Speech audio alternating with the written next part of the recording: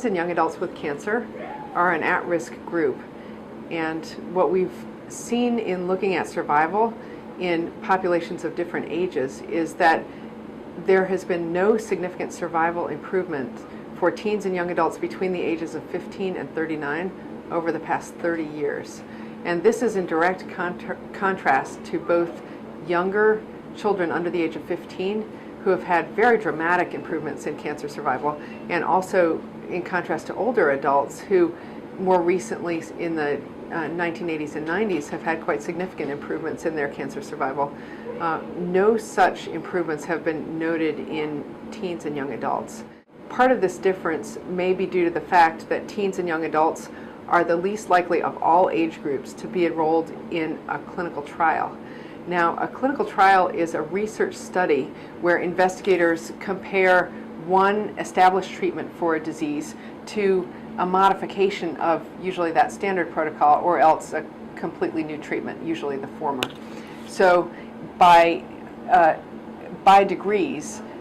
survival can improve because of clinical trials, because researchers find out, okay, this modification helped a bit in survival, and then what can we do to modify this protocol to make it even better based on new research. And in this way, cancer survival improves over time for the population of patients that are studied in these clinical trials. Now, clinical trials are usually done in the context of either pediatric oncology groups or adult medical oncology. And teens and young adults have really fallen through the cracks over the past 30 years and have rarely been the subject of clinical trials, and often that age range is excluded altogether or in some part by clinical trials that are designed. If a teen or young adult is diagnosed with cancer, it's very important that that patient and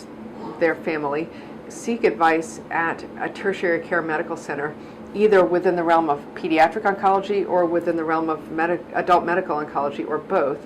and figure out if there are clinical trials that that person might be eligible for, and if so,